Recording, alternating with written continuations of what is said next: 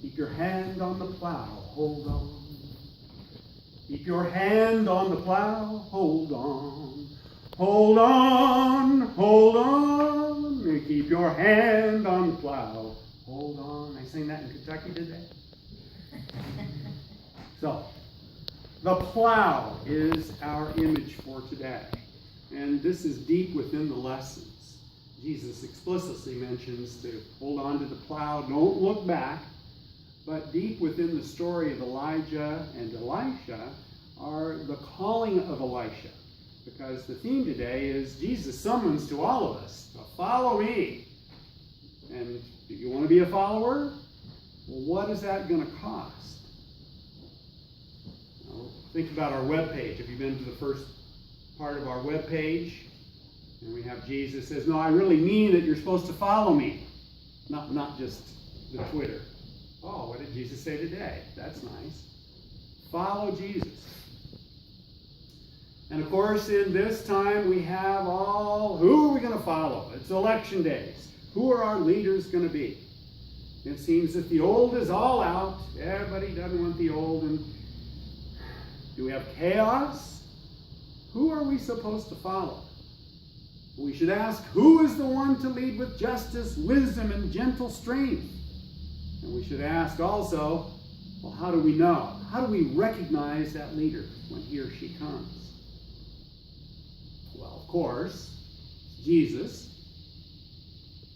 our leader in whichever way we go, should be full of gospel imperatives.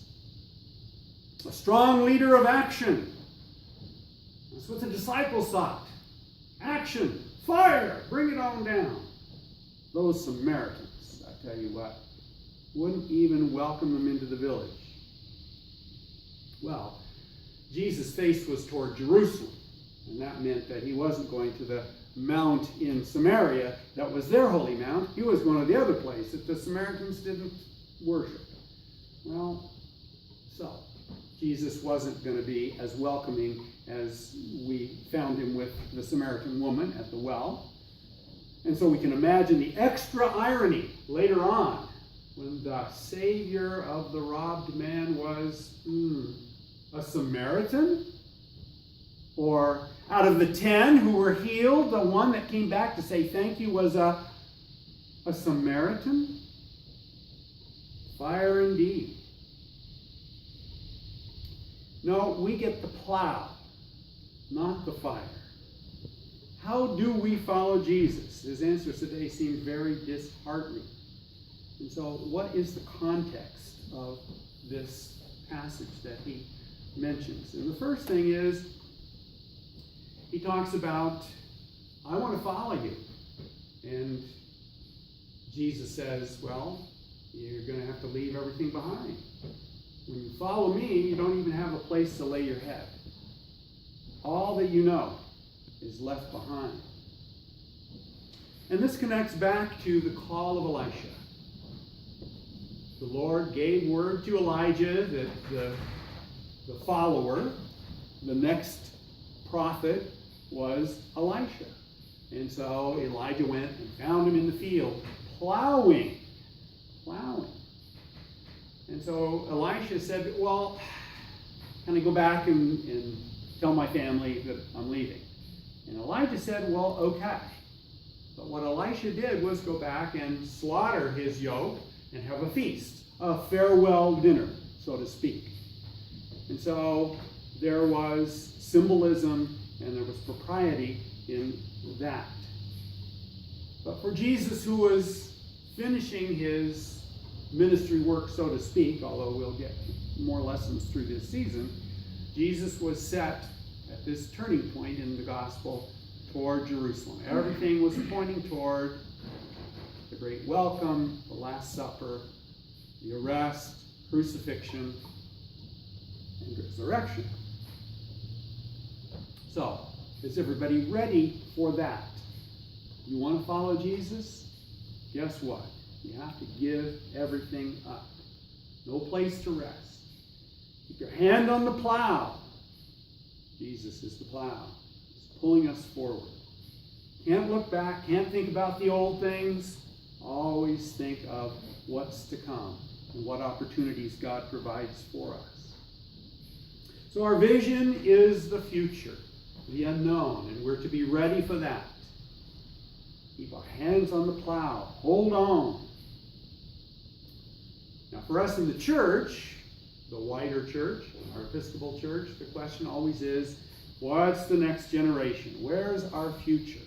We live in times not only of governmental and national difficulty about what's coming, but the whole church seems like it's under siege.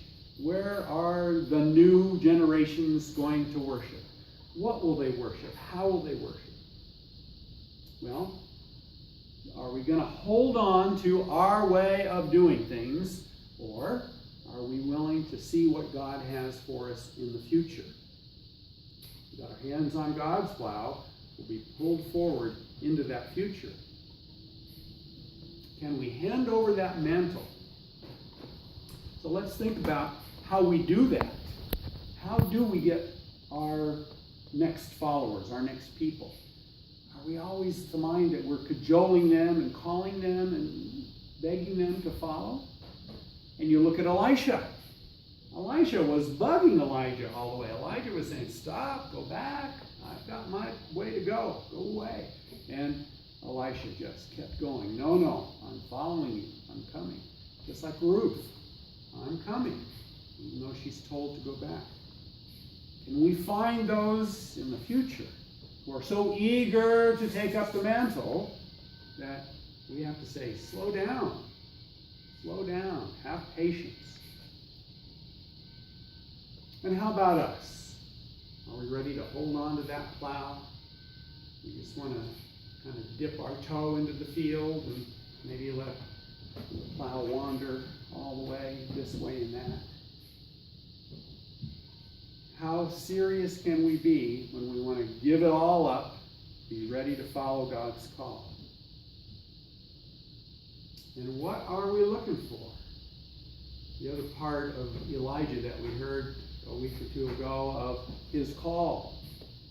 Elijah was waiting for the whirlwind and the storm and all the great carrying on, like our psalm has.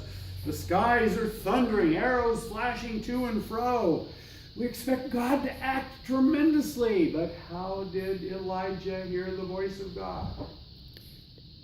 The still small voice. Are we ready for that? Or do we really want the fire? And just think about how Jesus calls. How Elijah pushed Elisha away. We have to be ready and eager, but listening to God's call. And what is our call? We're here to create the kingdom. Okay?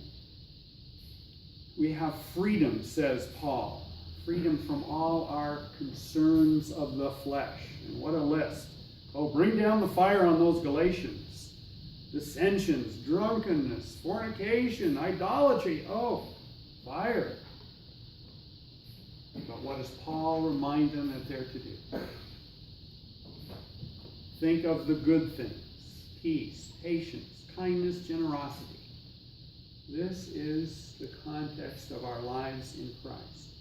This is the context for our following Jesus, for us choosing those whom we will follow, and choosing those who ought to lead us.